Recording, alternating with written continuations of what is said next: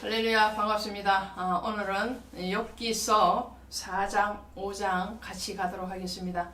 욥기서 4장부터 이제 본격적으로 욥의 친구들의 말들이, 충고의 말, 교훈의 말들이 나오죠. 좋은 말로 하면 충고의 말, 교훈의 말이고, 욥의 입장에서 보면은 굉장히 아픈 혀의 채찍이요, 또 칼과 같이 예리하게 그 마음을 헤집는 그런 말들을 하는 것을 보게 됩니다.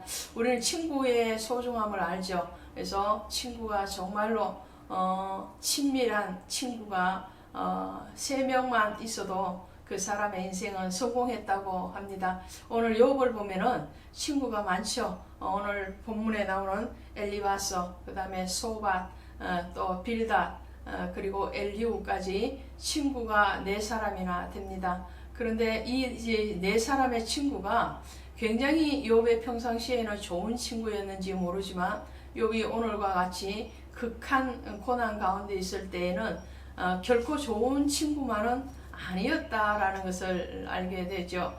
그것을 보면서 우리는 정말 인간의 사랑, 인간의 우정, 인간의 어떤 관계에 어떠한 한계점을 우리가 보고 있지 않는가 라는 생각을 합니다. 그러므로 사람은 사랑의 대상이지 믿음의 대상이 아니다 라는 그 명언이 떠오르게 됩니다. 무조건적으로 하나님께서 우리를 사랑하신 것 같이 우리가 그 하나님의 사랑을 가지고 다른 사람을 돕고 용서하고 사랑하는 그런 대상이지 그 사람에 대해서 절대적인 믿음을 가질 수는 불행하게도 없다라는 것을 우리가 또 서글프지만 인정해야 되지 않는가 싶습니다. 오늘 엘리바스가 말을 합니다. 이 엘리바스는 이 4명의 친구들 중에서도 가장 연장자입니다. 그리고 이 엘리바스의 출생을 보면 대만이죠. 대만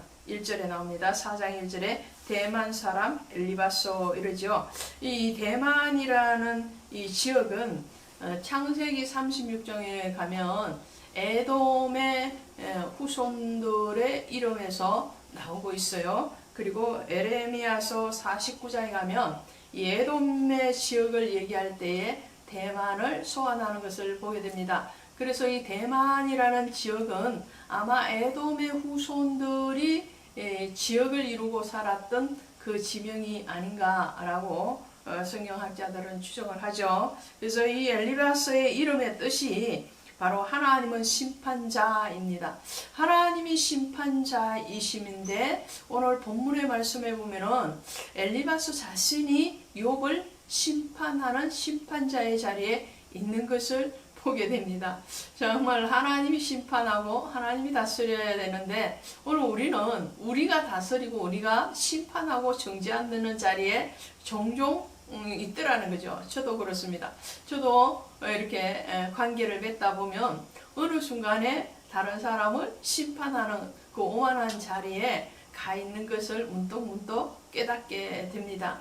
그러지 않아야 됨에도 불구하고 그렇게 되어져 가는 우리의 교만의 삭슬 오늘 잘라내기를 원합니다. 엘리바스가 1절부터 4장 1절부터 4절까지죠. 4절까지 5절까지는요. 이 욥을 칭찬하는 것과 같이 말을 합니다. 뉘앙스가. 그런데 꼭 그렇지만이 않다라는 것을 6절부터 얘기하는 거예요. 자, 6절 한번 보실까요? 내 경외함이 내 자랑이 아니냐, 내 소망이 내 온전한 길이 아니냐, 생각하여 보라. 죄 없이 망한 자가 누구인가? 정직한 자의 끊어짐이 어디 있는가? 내가 보건대 악을 밭갈고 독을 뿌리는 자는 그대로 거두느니. 이게 무슨 말씀인가 합니까요? 욥 내가 여러 사람을 훈계했고 평소에 훈계했다 이렇게 말을 해요. 2절에 3절 보시니까 보라 전에 내가 여러 사람을 훈계했고 손이 늘어진 자를 강하게 붙들어 주고 약한 자를 강하게 했다. 칭찬인 것 같은데 이것이 너에게 무슨 유익이 있느냐 이런 말을 하는 거예요. 그러니까 욥이 그동안 했던 것들에 대해서 진심으로 그것을 받아들이고 평가해 주는 것이 아니라는 거예요. 다른 사람의 어떤 능력, 그리고 그의 선함, 그의 믿음의 행위, 이런 것들에 대해서 인정하고 존중해 주는 것, 이것이 첫 번째인데 우리는 인정을 잘 안 하더라는 거죠. 엘리바스가 그렇습니다. 욥이 평소에 했던 그 모든 믿음의 선한 행동들에 대해서 그것이 너에게 무슨 유익이 있느냐, 그것은 너의 자랑이 아니냐, 하나님과 상관없는 너의 의가 아니었느냐라는 거예요. 그러면서 너 속에 죄가 있지 않았느냐, 죄 없이 망한 자가 누구인가, 그러니까 욥 너는 죄다, 이런 죄인이다, 이런 말이죠. 그리고 정직한 자의 끊어짐이 어딨냐, 반대의 급부로 얘기를 하면 욥 너는 정직하지 않았다라는 거죠. 그런데 하나님께서 1장에 보시면은 욥을 평가할 때 뭐라요? 꼭 말씀하시느냐면은 욥에 대해서 온전하고 정직하여 하나님을 경외하는 자가 이와 같은 자가 없었다.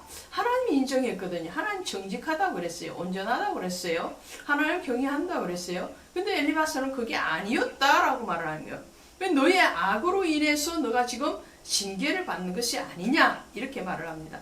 그것에 대해서 쭉 얘기하는 것인데, 이 말을 보면은 인과응보적인 사고방식을 가지고 욥에게 접근합니다. 보편적으로 보면 인과응보가 맞는 경우가 많죠. 죄의 어떤 결과물로 그 죄에 대한 징계를 받는 것, 그죠?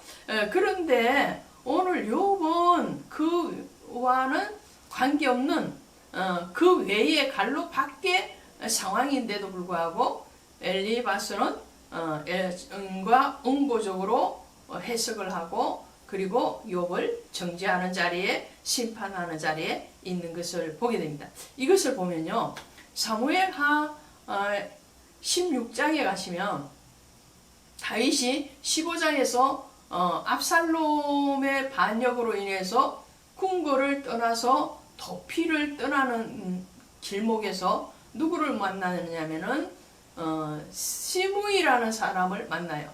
근데 이 시므이가 바로 베냐민 후손이란 말이죠. 이 베냐민 후손인 시므이가 다윗을 저주하지요. 그러면서 다윗, 너가 죄를 지었기 때문에 지금 이런 수치를 당하고 고난을 당한다라고 말을 합니다.